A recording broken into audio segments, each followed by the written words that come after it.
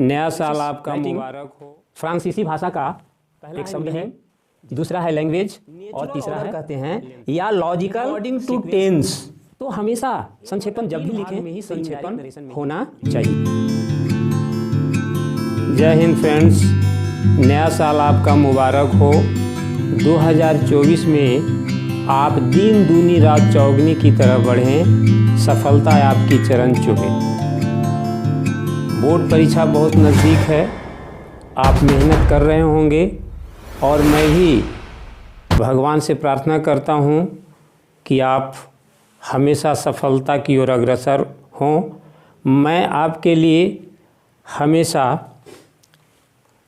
नया नया वीडियो भेजने जा रहा हूँ और जिससे आप सफलता की ओर अग्रसर हों। आज का टॉपिक है, बड़ा ही सुंदर टॉपिक है और उस टॉपिक से प्रश्न पूछे जाते हैं मैट्रिक बोर्ड परीक्षा से लेकर इंटर, आईए, बीए और सभी प्रतियोगी परीक्षा में वह टॉपिक से प्रश्न पूछा जाता है। वह टॉपिक है प्रेसिस राइटिंग। प्रेसिस राइटिंग फ्रांसीसी भाषा का एक शब्द है जिसका अर्थ होता है संक्षिप्त या ठीक ठीक वर्णन करना। किसी भी गद्यांश या पद्यांश को ठीक ठीक समझना। किसी भी गद्यांश या पद्यांश को समझकर हम जो लिखते हैं और लिखने के बाद उससे एक कला सीखते हैं। आज इस आधुनिक युग में प्रेसिस का बहुत बड़ा कीमत हो गया है। आज मनुष्य के पास स्टडी करने का वक्त नहीं है, लंबी लंबी कहानियाँ पढ़ने का वक्त नहीं है। तो प्रेसिस राइटिंग के द्वारा अपने थॉट को, अपने विचार को आसानी से अभ्यास करके उस थॉट को संक्षिप्त करके हम अपनी जेहन में डालते हैं, जिससे मनुष्य को काफ़ी लाभ होता है। तो प्रेसिस राइटिंग के बारे में मैं संक्षिप्त वर्णन कर दिया।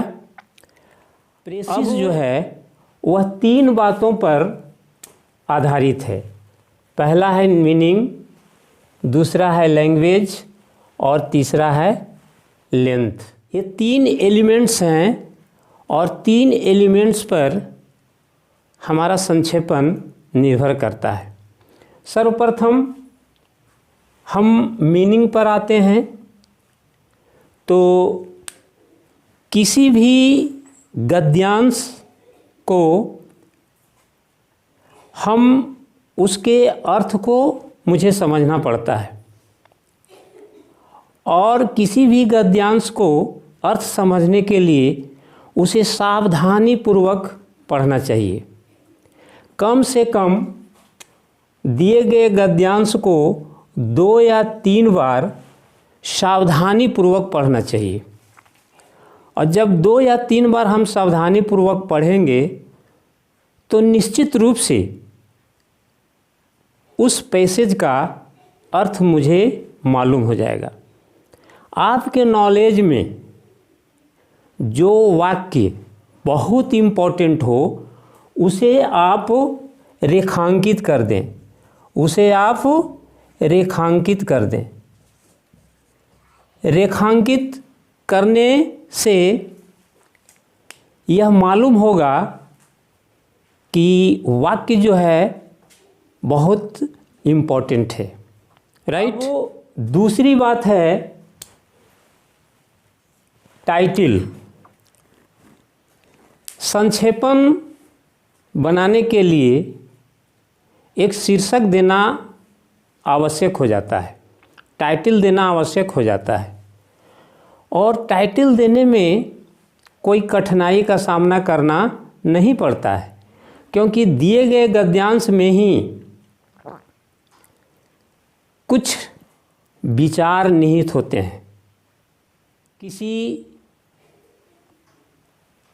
चीज़ की समस्या हो या किसी देश की प्रॉब्लम्स हो या किसी व्यक्ति की समस्या से संबंधित कुछ बात हो या महापुरुष के जीवन परिचय के बारे में बताया गया हो या कुछ इवेंट के बारे में बताया गया हो या प्राकृतिक सौंदर्य या नेचुरल साइट्स के बारे में वर्णन किया गया हो, किसी न किसी रूप में उस गद्यांश में ये सारी बातें जो है निहित होती है।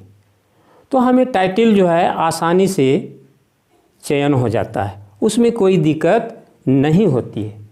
टाइटल जब हम दे देते हैं तो टाइटल देने के बाद उसके बाद मुझे ये देखना है कि दिए गए गद्यांश में प्रधान वाक्य कितने हैं। तो जितने भी प्रधान वाक्य होंगे उस प्रधान वाक्य को आप चुन लेंगे। प्रधान वाक्य को चुनने के बाद अप्रधान को आप छोड़ देंगे। अप्रधान वाक्य जो है वह छोड़ देंगे आप। प्रधान वाक्य टाइटल से रिलेटेड होते हैं, टाइटल से रिलेटेड होते हैं। जो वाक्य टाइटल से रिलेटेड हैं वह प्रधान वाक्य माना जाएगा और जो टाइटल से रिलेटेड नहीं है वह अप्रधान माना जाएगा। तो अप्रधान वाक्य को अपने जेहन से हटा दें, राइट।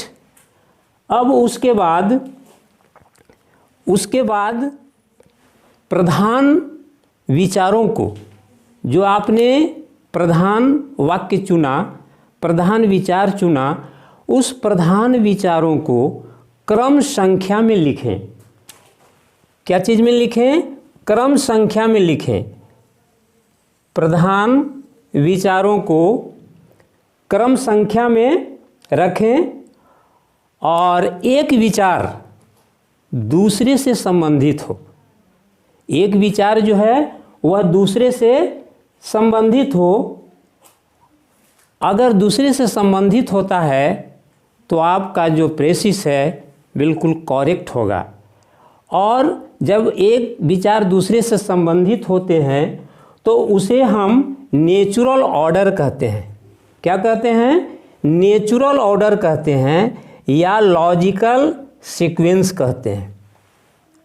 लेकिन कुछ स्टूडेंट्स वैसे होते हैं जो उस गद्यांश को सूची मात्र बनाकर उसे रख देते हैं, तो वह प्रेसिस नहीं कहलाता है, वह प्रेसिस नहीं कहलाता है। उसको हम रिप्रोडक्शन कहते हैं।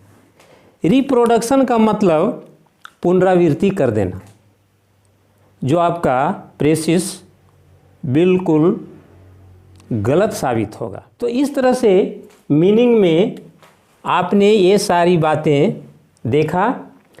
अब है दूसरा लैंग्वेज।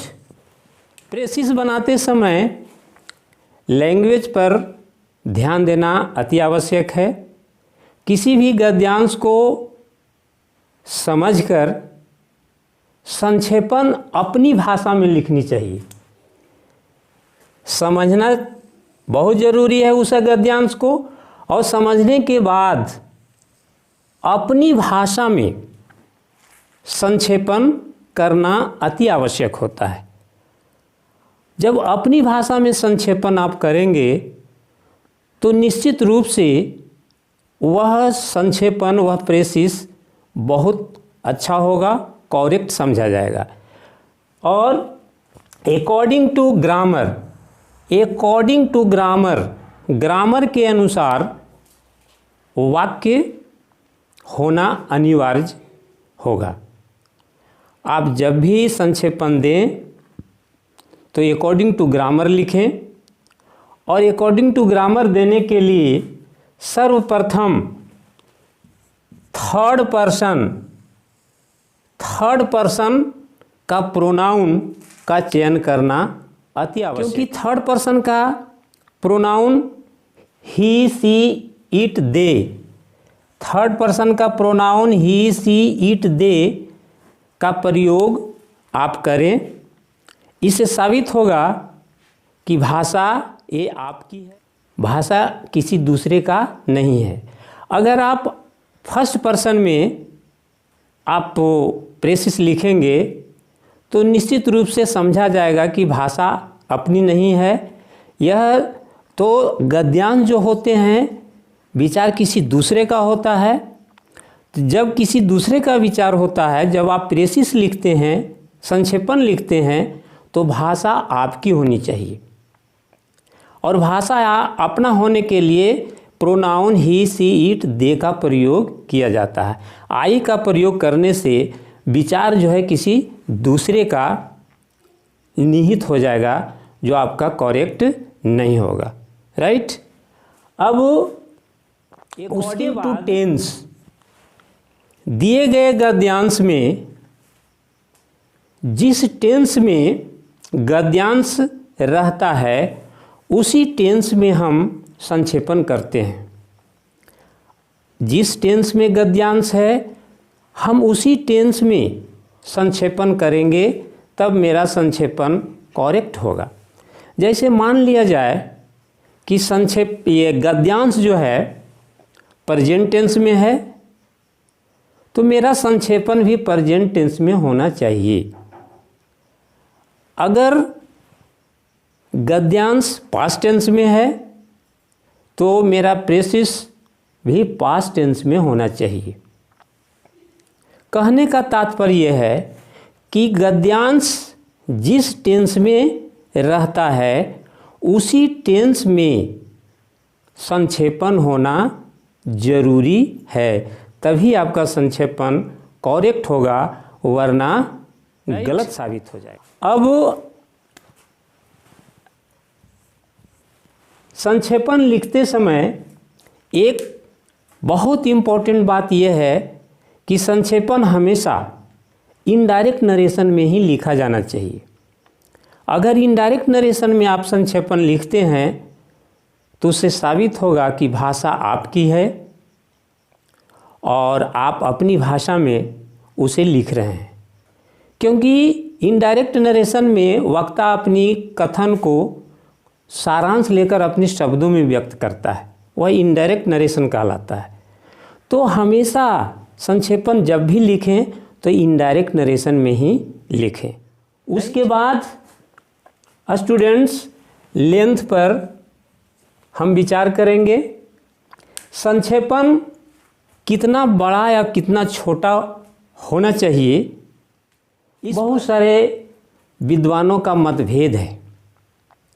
कुछ विद्वानों में आर.पी. घोष ने गुड इंग्लिश में बताया कि दिए गए गद्यांश का 1/4 या 1/5 भाग में ही संक्षेपण करना चाहिए, लेकिन यह बिल्कुल मान्य नहीं है। विद्वानों का मत है कि संक्षेपण गद्यांश का 1/3 भाग में ही संक्षेपण होना चाहिए। और यह यूनिवर्सिटी में यह परिपाटी मान्य भी है। प्रत्येक यूनिवर्सिटी में 1/3 भाग गद्यांश का 1/3 भाग संक्षेपण होना है, यह प्रत्येक यूनिवर्सिटी में यही परिपाटी मान्य है। तो 1/3 का मतलब क्या है, यह मैं आपको समझा देना चाहूँगा। किसी भी गद्यांश को स्टूडेंट्स सर्वप्रथम शब्दों को आप गिन लें, शब्दों को गिन लें। गद्यांश में दिए गए शब्दों को आप गिन लें और गिरने के बाद 3 से भाग दे दें, 3 से भाग दे दें। जो भागफल आएगा उतने ही शब्दों में संक्षेपण होना चाहिए। जैसे मान लिया जाए दिए गए गद्यांश में शब्दों की संख्या 99 है, 99 है, तो 99 में 3 से जब हम भाग देते हैं तो भागफल मेरा कितना आता है? 33 आता है। तो 33 शब्दों में ही मुझे संक्षेपण करना चाहिए, तब आपका संक्षेपण करेक्ट होगा, संक्षेपण आपका सही होगा, राइट। तो इस तरह से स्टूडेंट्स हम संक्षेपण कैसे करेंगे उसके बारे में मैं विस्तार पूर्वक आज चर्चा किया। उसके बाद लास्ट में आप यहाँ पर लिख देंगे कि दिए गए गद्यांश में शब्दों की संख्या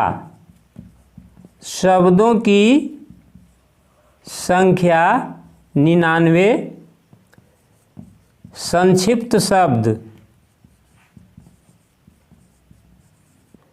संक्षिप्त शब्द बराबर 33।